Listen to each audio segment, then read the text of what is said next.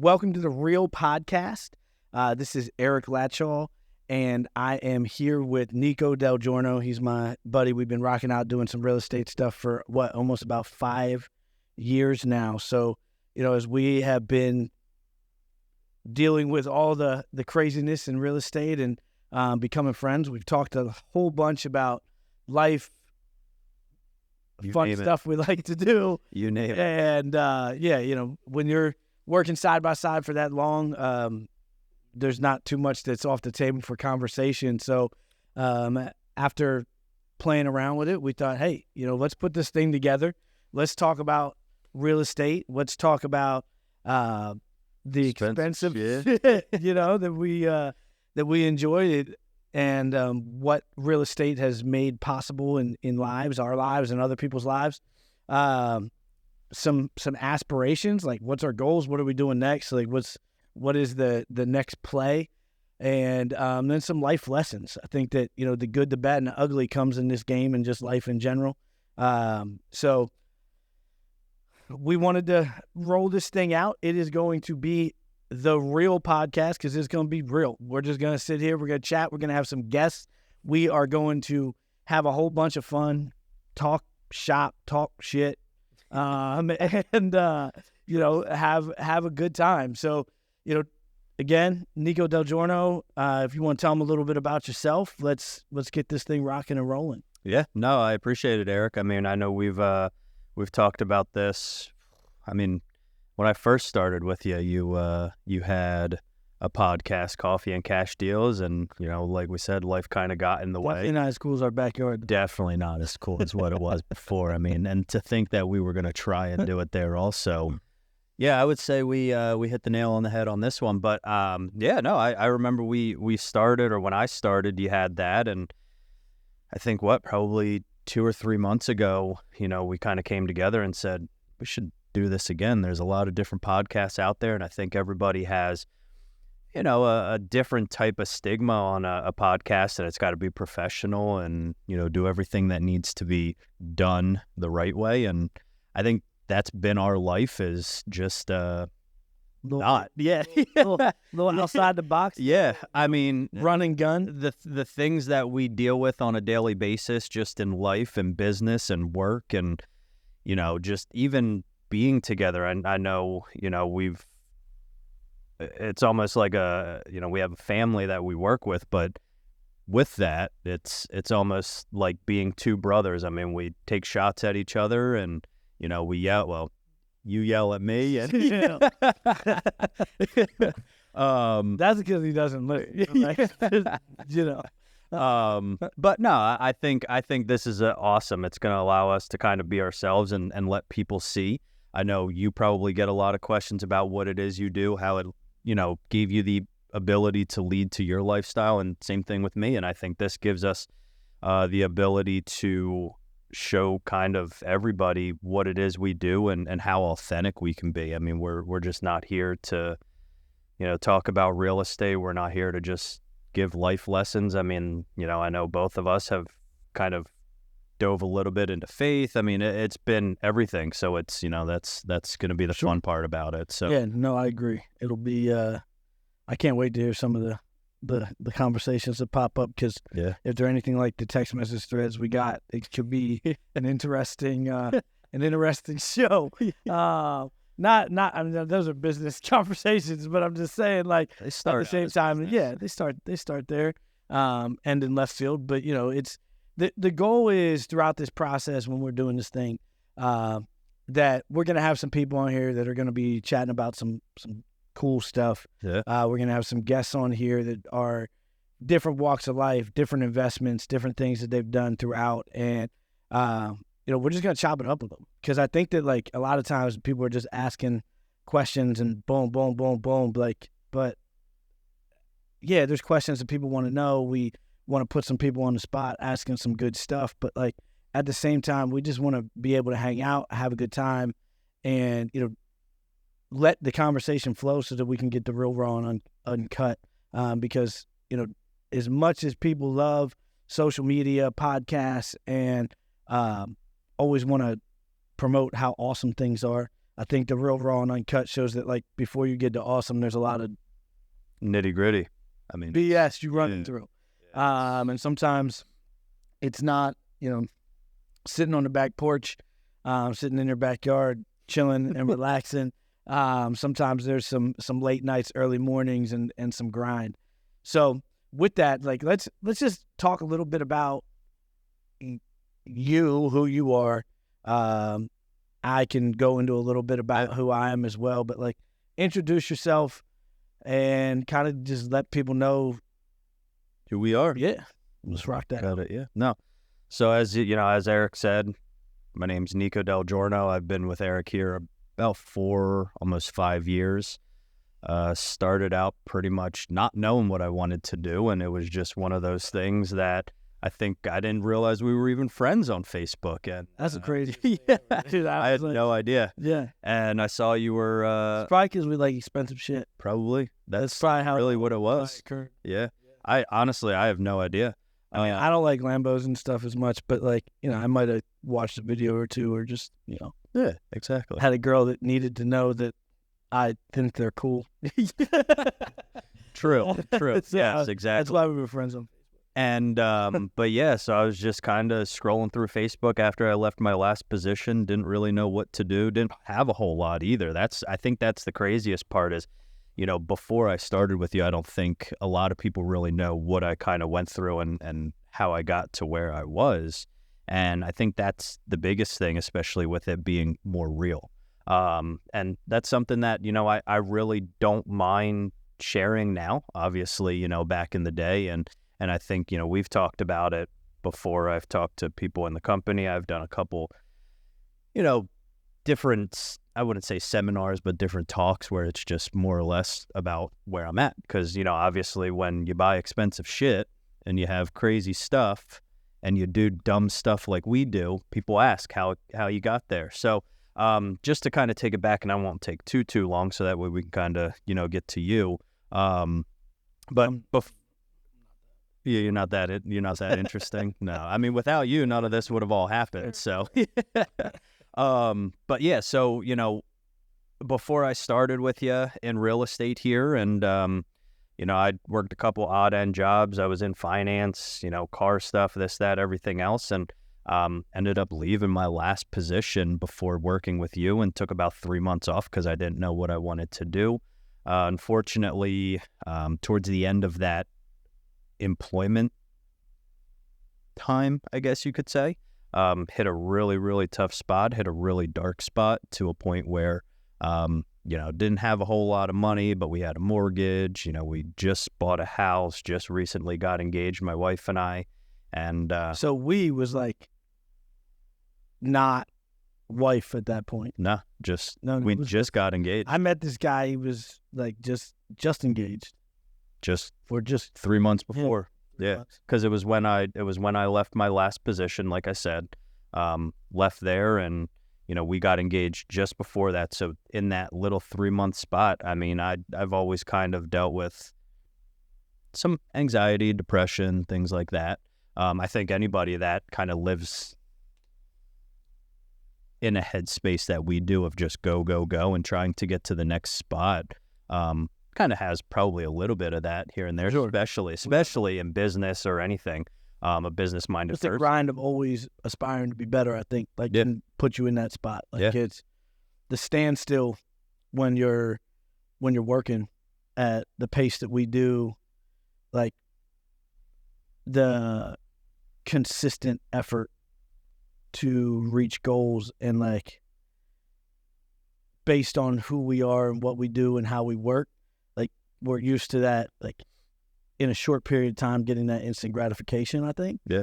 And a lot of times when it doesn't happen, we're like stuck. But why is it? Why didn't I get there yet? Like, where am I at? Like this is a failure. Yep. And then you get stuck in like your own head into a crazy rut, and then you're like, what?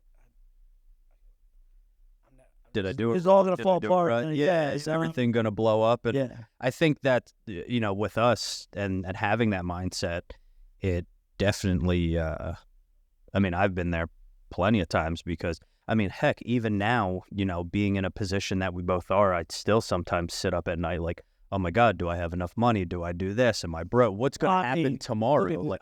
Yeah. All right, I have a pretty big pill to swallow every single month, but but it also is a driving motivator. I mean, or driving motivator, motivator. Yeah, like cars, motivator, and I think it helps. I always tell everybody, probably one of the best things to a point that I did was actually purchase my first Lamborghini, because every single time I get up in the morning, you have your ups, your downs. Sometimes you're motivated, sometimes you're not. But at the end of the day, at the end of every month, for the most part, you got to make that payment. Do you know, outside of like not even getting married, that when I interviewed you, that was like what you said? We were talking about, I was talking about that position in general, because I had done it for quite a while. And being an acquisitions agent or just acquiring properties, any commission-based job, like, you just got to be a grinder. Like, and you got to be motivated. At the end of the day, like, you want to do things, but some of the push behind it has to be money motivation. Like, if you're not money motivated in a commission-based job, like, complacency hits at an early. But this dude, I don't know if you remember this, you were like, I got some friends that have like some really nice cars, and I need to have my first Lamborghini before I'm 30. And I was like, okay, dude. Like, I mean, but at the same time, respecting it, because like, you said it with enough passion. And I was like, nah, his like goal is he wants to have, for real, a Lamborghini before the time he's 30. I had 2 kids before I was 30. So that was not on my, I did it. List of things. I did it. I did it the right way. Get the car first, so that way you don't have to get rid of it when the kid comes. I was a little reckless back in the day with the baby situation. So, yeah. No, and I mean, I did it, but just to go, I guess, back up just a little bit. I know, again, kind of getting off topic, bounce around, but it's awesome. And before I started with you, I don't think there's like topics. Yeah, I guess that's true. Anything. Yeah, which is... Yeah, you're right. Yeah, you're right. Porch rules. Which, by the way, I mean, come on now. Who doesn't love in the middle of winter to be able to sit out on your back porch? I mean, this is nice. You just never... I can't wait for some burgers in one of these episodes. We're going to throw down. We got the grill. And we sometimes we just got to cook it up. Yeah. Sometimes you got to cook it up. Get her going. Look at that. You getting her ready to rock. They're still cooking. I mean, they're going to take a while to cook from this one. There's not a whole lot of charcoal in there. We don't want to burn it. Don't want to mess the whole backyard up. Yeah, but look, we just got to make sure they're cooking right. But low heat. Yeah, super low heat. Yeah, cooking at about 50 degrees. Those of you that aren't watching, we got like this sweet Weber grill here, but we just we're gonna cook some stuff up here. Heck yeah. On. And we're gonna have definitely some people that are gonna be cooking. So we're gonna make sure make sure that when they're bringing the heat, that we got some good stuff on the grill. We're bringing a lot. But so running it back a little bit, we so kind of how it got started and back to where I was at. So. And this is something that I put out to anybody that, reaches out to me, even if you run into and deal with some of the stuff that, we're kind of talking about, depression, anxiety, and this is not, an advertisement for any type of, no, whatever medicines are out there, Xanax. But, I hit a spot where I didn't really know what I wanted to do, and I know I didn't want to go back into the situation and back into the same industries that I was in. I knew I always was a people person, so I had to get out of sitting behind a computer and analyzing financials and the stock market, and that's just not enjoyable. But I knew I wanted to be out and talk with people, but I didn't know what, I didn't know how, I didn't know where to go, and it got to a point where it was like really dark, and you can even ask my wife. I mean, I remember one day I came in and just told her, hey, it's appreciate everything you've done, gave her a kiss and walked away and went into the room, and next thing you know, she's pushing the door in, and you have a nice Springfield sitting there in your hand. And it just, again, it was the best thing that ever happened to me and the worst thing that ever happened. It gave me the ability to realize what I needed to do and how I needed to get to kind of that next level in life, of which I knew I wanted to, as you mentioned. And I think with that at the same time, like, I think there's a strong value in failure. Mm-hmm. I think there's a strong value in rock bottom. Yeah. And it's a tough thing to say because a lot of people don't want to talk about where their rock bottom is or was. But it would be, in my opinion, probably rare to have a conversation with too many people that haven't gone through, if it was some type of mental breakdown or, financial crisis or something in their life that is like, I'm not gonna ever be there again. Right. And I think that we all have those things, and I think that the biggest part of it is just like you said, it can either be the worst thing that you never come back from, or it can be the motivating factor in how you're going to get to the aspirations and goals and dreams that you've set up for yourself.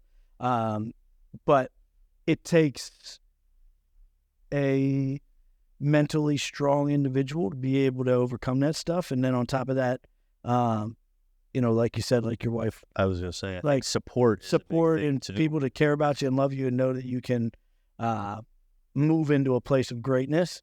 But most of the time in those situations, we are the blocker. Right. You know what I mean? Right. Either mentally, physically, decisions, discipline, motivation, whatever it may be, we're usually the ones that block the ability for us to like really move into a space of greatness. We either are upset with where we're at in life, yep, or going through some type of mental crisis, which is, obviously a big, real thing, or just made a lot of silly decisions with the things that we did have that could have helped us get to the next level and put us in a bind, to really shut down. And, I've heard plenty of stories from a lot of different people in any industry, who have gone through situations that a lot of people haven't come back from. Yeah.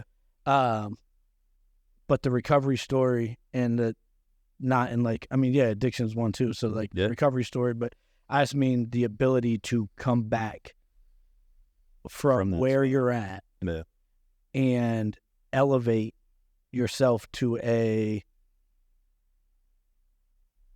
point that you will forever be better than where you were at when you started to dive. Right. Like, that's the crazy part, is that like you're not elevating past rock bottom.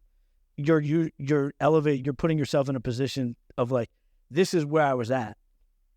I dove because I felt like I was stuck at that place. Yep. Went way down, hit this place of like crisis or just depression or brokenness, where you didn't even know, like, other people around you were starting to question if you were ever going to be able to get out of that spot. Right. And then all of a sudden, like, you're elevating yourself above where you were complacent or struggling at, and you'll never, ever go below that.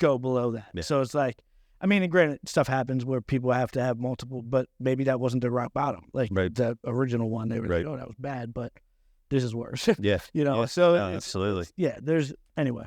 But yeah, no, I agree. And that's why, I tell everybody, don't ever hesitate to reach out if you ever feel like that. Like, I mean, I've talked to one of the I think it was a meetup that I had, or I spoke at, and it was just more or less like this, like, what wasn't about real estate. It wasn't about anything crazy. It was just, hey, how I started, where I'm at, where I want to go.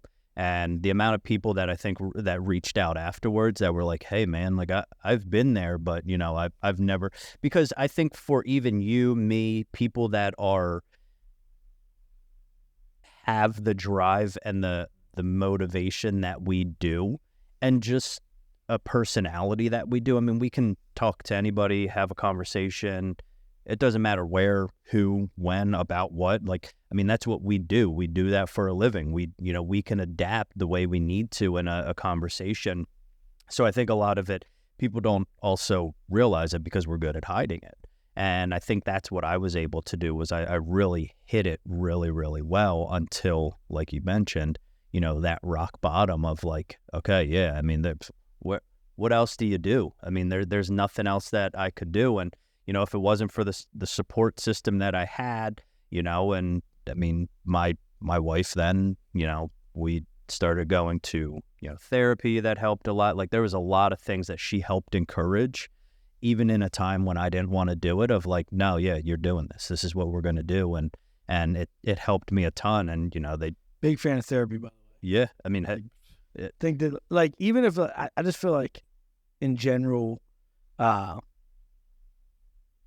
a lot of people like think it's weird. Well, I feel like I can understand it. Like, you're telling people your life story and the things that are bothering you that you don't know. But most of the stuff you don't tell anybody. Yeah. So, like, that's the problem. I think that we're, like, in a society, especially as men, where, like, if you're a father, dad, I mean, I'm a freaking wrestling coach. Yeah. You know what I mean? Like, they're to be weak. And I'm a man with power tools. Yeah, you do you, bro. You do you. If you have power tools, that's cool. But anyway, but no, I mean, in a sense of like what is socially normal. Yeah. I think that therapy is one of those things where a lot of people believe that there's a show of weakness. Yep. I would say that it's more of a show of strength. It took me a long time to be able to think about that or say that, but a lot of stuff you don't want to tell anybody. Like, so to have somebody that you can just be like, you know what, I was an idiot here, or this is where I'm at. What am I doing? So, like, yeah, if you are like one of those individuals that like to keep everything tucked inside, and I would definitely encourage whoever, because I think big fan of therapy. Think there's huge advantages of it. Some unbiased feedback from people that don't, I mean, like, they care about you, but when I say, like, they don't got love for you, so they're not going to sugarcoat it. Right. And sometimes you got to hear the real raw and uncut stuff. You know what I'm saying? So, like, you can't have somebody in your life that's like, oh, it's good now, or, well, you can switch this. No, like, sometimes you need somebody to be like, you're an idiot. Yeah. Like, or even just try and help you out. Like, I mean, how many times, and, even just a perfect example, you have to think about a lot of time there, and you mentioned addiction, with addiction and people who maybe were addicts at a point, like, a lot of the factors of that are family, not of the addiction, but a lot of the drivers is because they're there to help, they're footing bills, they're doing this, they're doing that. And I think, agreed, that's why a lot of people go to recovery and, they're in, because it's the real uncut, like, you got to stop this shit, man. Like, you're screwing up everything, and apparently they never hit rock bottom, I guess, to a certain point. But I mean, I think that, yeah, but there's also, again, like I was saying, not everybody has that drive, and that's not everyone's goal. Some of the stuff that we are aspiring to do in life and different things like that, like, there's nothing wrong with whatever it is. Everybody has their own success story for sure. But at the same time, I would say, that just having some, like, even if it's sometimes, man, like, sometimes it is just somebody that there's just like, hey, good job. Yeah. Like, you know what I mean? Like, there's a part of us as an individual that I don't think should go unnoticed, which is, like, being applauded for, the small victories in life. And, that's just a whole different aspect of what we can get into. But that's kind of what therapy gives you. It gives you a broad spectrum of open-minded ideas where you can bounce different things and different thoughts and different behaviors and decisions and why you think like this or why you did that, and not cause all types of issues. Right. You know, like I think that there's an extreme value in hearing, like, your wife is only going to be so mean.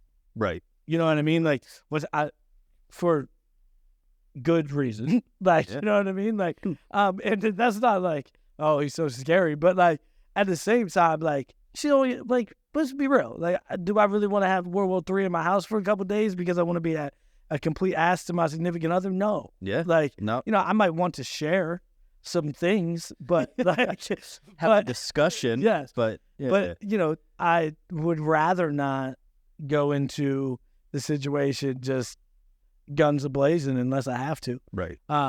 In that setting, they don't have to be nice. You got to see them once a week or, you know, twice a month, whatever. Like, they're going to be like, and if you don't come back, it's no skin off their ass. No skin off their ass at all. I mean, there's some insurance money or, but like, they'll get another patient, nothing, you know. So, yeah, that's just one of those crazy situations because I think that you can really tell somebody, in my opinion, when they really want to get real with themselves and where they want to hit that next level is when they stop surrounding themselves with people that are only nice to them. Like, in my personal opinion, like, you can truly tell where people are at in their life if the only people they want to communicate with or share things with are people that, like, have their best interest in mind all the time. Right. You need non-biased feedback on everything you do. Yeah. And it's, you know, hearing it from, you know, an employee or somebody you work for or somebody you care about or a family member. I think that there's always like a bit of hesitancy to really give you like a backhand to the face, especially if they're starting to get pushed back from you at all through the conversation. But I think that that's really important. It shows you a level of where you're at as an individual, because I think one of the biggest signs of true love would be honesty and truth. Like, in my personal opinion, like, being able to receive that feedback from someone shows your respect and love for that individual, and being able to take that feedback from somebody when it's not what you want to hear, it kind of hurts, but is maybe that piece that's missing in your life that could really give you the ability to better yourself. Right. Right. That's, I mean, therapy or whoever, you know what I mean? I think that that's huge. I would definitely in someone that even doesn't think they got anything going on, but doesn't like to share a lot of stuff with their life, definitely check that out, because I think that there's like some real value in surrounding yourself with some people that are going to give you some raw, real, uncut feedback about life. Yeah. Nope. I agree. Yeah. I mean, yeah. I mean, that's real, you know? Yeah. So, I mean, with that, like, obviously we got a little bit of breakdown of how you jumped into this. Now you're sitting here in a Lamborghini pullover, you know, from 4 years ago, from showing up saying you wanted to have a Lamborghini to what? No money either. I'm on my fourth one. Fourth one is ridiculous. And third house. That's crazy. Is like, this is to think about the way that I met you 4 years ago. My big old truck. This is the stupidest truck I've ever seen in my life. That was so dumb. Had the thing like raised 36 inches. No one could get into it. Like, I think it was dumb. He had to like use a step ladder, and he had like pick his mom up to put her in the car. It was retarded. Yeah. But anyway, no, I mean, from where that started to now, just kind of give us a quick breakdown of, like, I think that there's, I think everybody on the show, you know, as we go through this, like, is how the real podcast relates to that. So, like, what is real estate in your life, and like, how is it affecting your life? Is it a side, like some people that come on here, it's going to be a side hustle to a real thing. Mm-hmm. It's going to be things that they've collected over time. And then there's going to be people that's their main driver to be able to do the other stuff. What's your flavor profile for like expensive stuff? Like obviously we've already talked about Lambos and things like that. Got this dumb garage he's building right now. But like we were going to do this in his backyard, but he used the whole thing up to build a stupid garage. But like, and then like, what are your goals, aspirations? What's the next step for you in with a new baby at home and all those types of things included?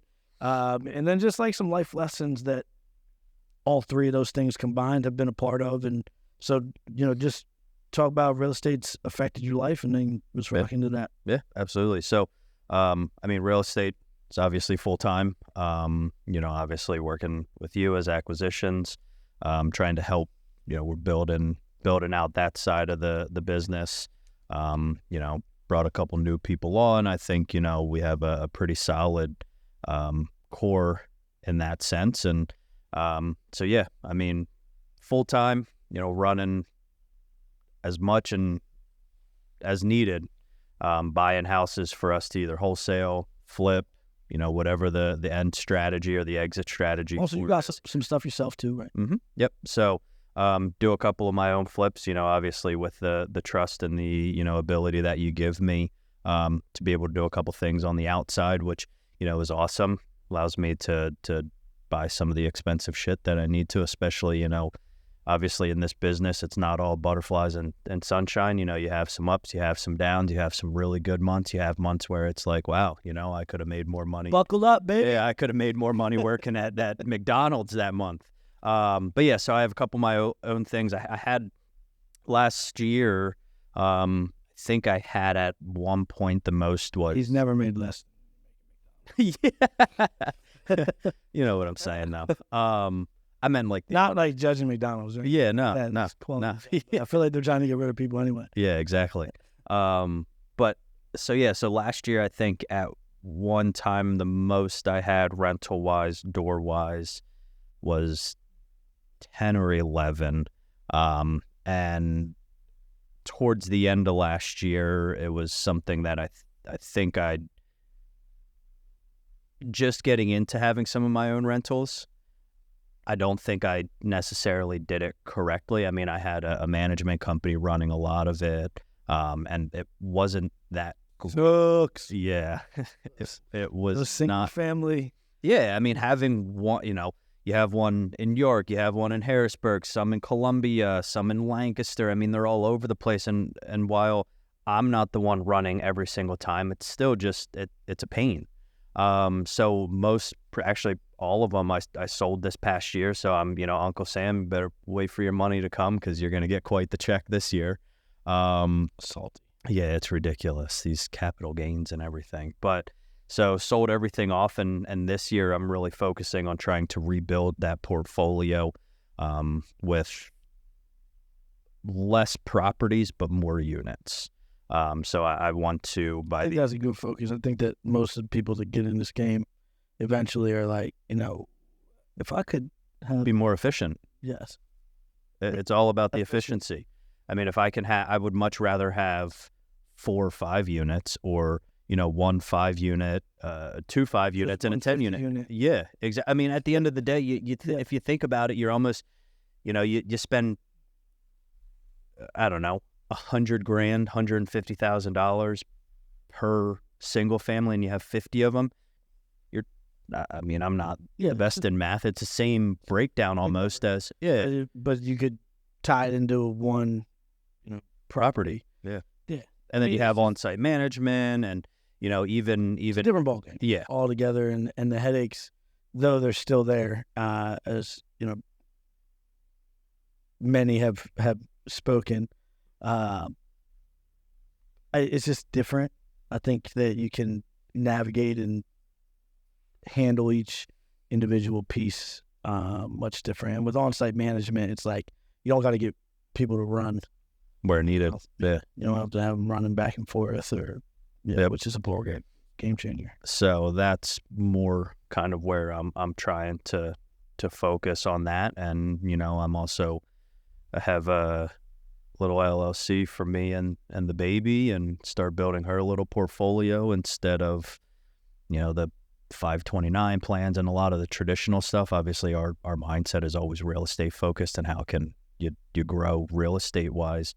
And my goal for her is, put a couple units in an LLC for her, so that way when she hits the age of college or whatever the case is, those will be rentals for me until then, and then also assets for her at that time. If she wants to go. I'm not. You got enough in there, man. You just pay your college with that. Well, that's what I'm saying. Like, as long as my goal is to have 3 to 5, properties in there for her by the time she's 18. They're either have all equity or a lot of equity at that point.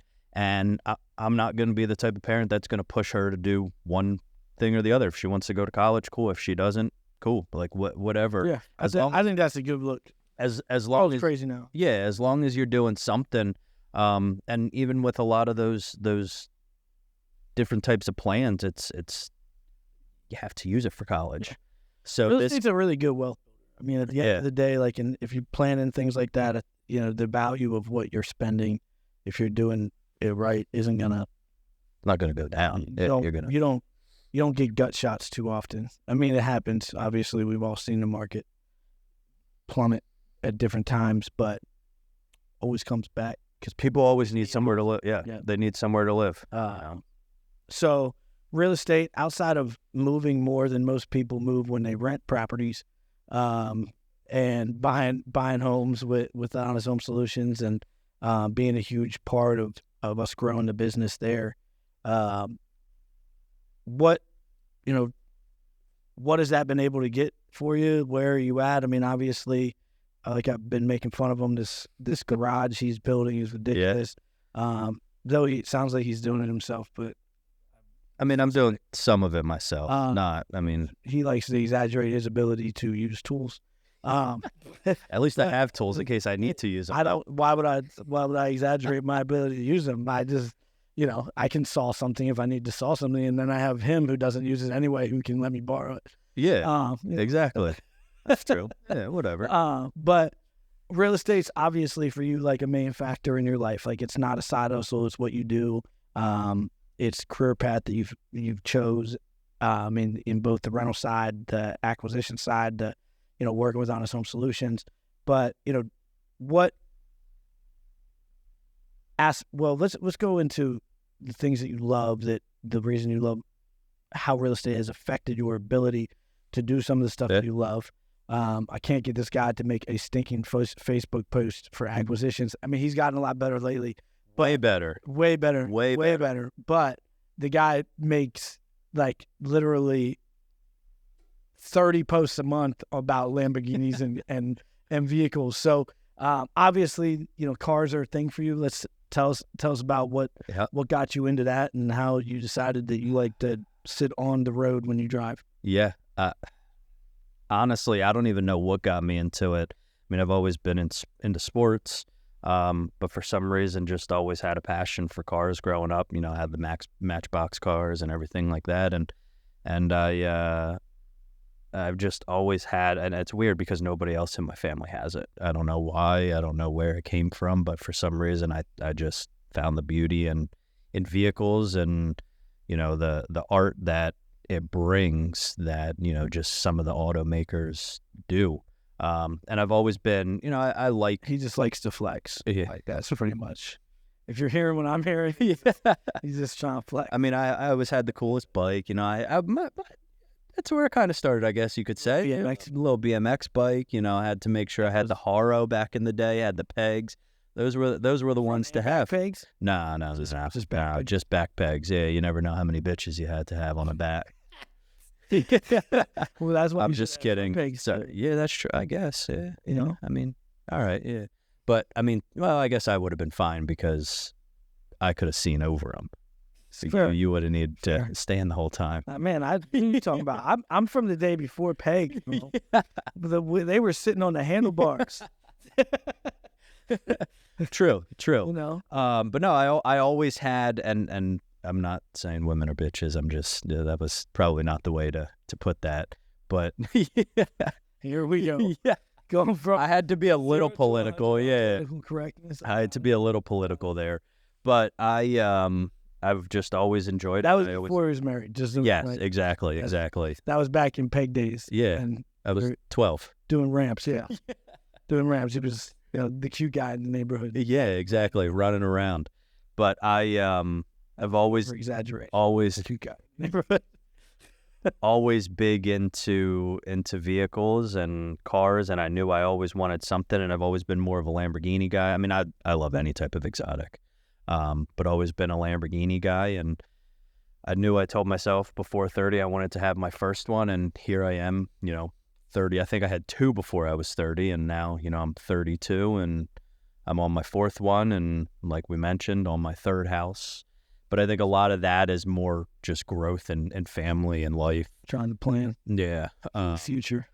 And we also had a rapist that lived next to us. So once my wife found that one out, she was ready to go. I think probably 2 weeks after that, we ended up listing and finding something different. But now, in the middle. Baby in the house, that Especially get you moving a pretty girl. Yeah.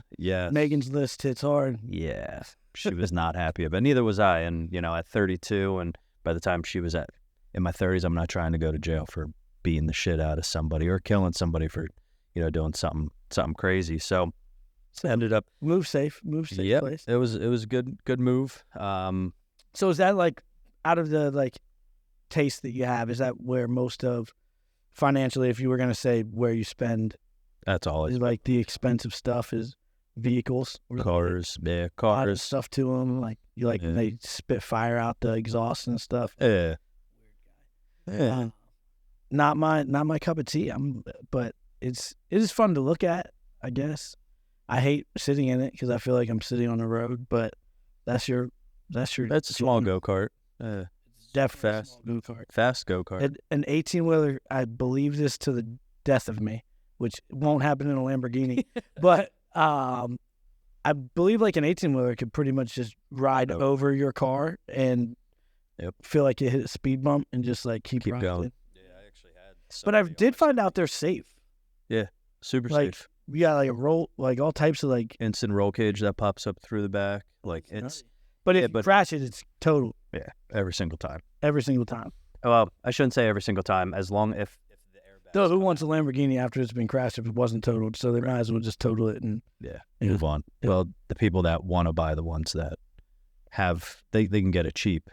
Yeah. So instead of paying what I paid for mine, do you pay half that because it was wrecked, and then you're still stunting like you have a Lamborghini. Well, that's fair. But it's fair. To each their own. Yeah. To each their own. So but no, I would say that's pretty much all I spend my cars, baby, wife. So that's fair. The expensive shit. As far as what about like aspirations, man? Like goals, dreams. What do you? I mean, obviously, I feel like every time you buy a Lamborghini, or buy a house, it gets bigger. So what about aspirations? What are thought process? What are your goals? What do you want to do? Outside of obviously making this podcast and chilling in our backyard more often. Yeah. Like what aspirations and dreams you got going on? So some of the big ones, I mean, obviously working hand in hand with you to grow HHS to a point where, I don't have to run and gun all day, every day. We can build a solid team underneath, help you, grow in the ways that need to be grown there so we can spend more time doing this, more time on the golf course, all that fun stuff. But, I want to be able to build a portfolio to where, it is, I mean, it gives me the lifestyle that, it's not the constant grind. Now, while we both love it, I love the constant grind at the end of the day too, I think probably over the next 3 to 5 years, it'll really change, especially as Aviana's in sports and different things. Like I want to be there for that. So, that's one of my big goals is to to help you, obviously hand in hand grow the business as much as we can, and help where I can to do that. And then I would say, just kind of some personal aspirations is just be able to provide and be as financial. I'm sure within the next, hopefully 5 to 10 years. Kids are expensive. Yeah. Hopefully within the next 5 to 10 years will be the next move, because I think where we're at now we're in a good spot there. I have the things that I need. Great garage. Just wait. 5-car. I might get this $500 baseball mitts and $500 baseball bats. Yeah. World right now. It was crazy. I'm just like, what? When I played baseball, the coach showed up with a bag and 4 bats and had 2 helmets that we all shared. And if there was 2 people on base, you were wearing a hat, brother. Nah, I'm just make sure you duck. We did have 4. We did have 4 helmets, just in case. Yeah, it was. Oh yeah, it's crazy nowadays, man. I mean, even because I played hockey. Now looking back, I mean, sticks are $400 or $500. I remember it was crazy. My parents had to pay $150 for a stick, and it was like the end of the world. And now they're $400 or $500. It's gross. It's insane. What they do out absolutely here. Insane. Insane. But people are still doing it. So, I mean, I just want to get to a place where, I mean, my goal, my ultimate goal is by 40, 45 to be retired. Slow down. Right. Make sure that set up to be able to be in a position where you can buy back time, have some freedom, do the things, continue to make money, and pick and play where you want to invest your time and effort. I can feel that 100%. Absolutely. And then like through all that, obviously, we talked about your beginning, some of the struggles that you dealt with in life, and then how real estate has affected you, some of the stuff that you love, some of your goals, aspirations, what your dreams are moving forward. But like through that whole process, if you could give like a life lesson and that could be with becoming a dad or just like whatever, what type of, what type of things do you have that you're like, you know what, like this is something that if I were to just go talk to people in general or tell them me, like what's important to you? What lessons have you learned? How long do we have on this? About 5 minutes, brother. Yeah, so I would say life lesson for me is, or for anybody, is I'm going to kind of take a step back to something you mentioned a little earlier, is back when I was in that space and before that, it was people I had, I think, surrounding me. And I'm still good friends with a lot of those people that, when I first started, they all had the cool cars. And that's where I wanted to be. Still friends with those people to this day. But the people that didn't, I was big into drinking, big into going out. I don't think I talk to any of those people anymore because it just wasn't what I wanted to. Right. So I think one of the big life lessons I would give to somebody, or even, if I were to write a letter to myself back in that time, is to just see who you're surrounded by, see who your support system is, and make sure those that are around you are people that are going to encourage you to get to where you want to be or are doing better than you so you can get to where they are. Because it's always going to be a driving motivator. There it goes again, motivator. I don't know why. That's like a word in your vocabulary, brother. No idea. A driving motivator to get to that next level. And I think just, making sure it's all about support. You can have all the drive, but if somebody's bringing you back down, it's going to be hard to get to where you want to go. And I think even just, the relationship that you and I have, like you don't mind. If I'm not doing something or whatever the case is, like you'll jack me up. You because hey, this is what needs to be done. This is how it needs to be done. You're not doing it, so go do it. And instead of which is more about your individual and success as well. Right. You know what I mean? Like, Right. And where we need to go, the vision that we've spoken about, and those types of things. And if I'm hearing you, what I'm hearing is kind of like that bus stop and Lambo side of things. It's like you want to be around the same people that now that you've worked to where you're driving your Lambo, Right. but they would have been the same person that was sitting with you at the bus stop. Right. You know, Exactly.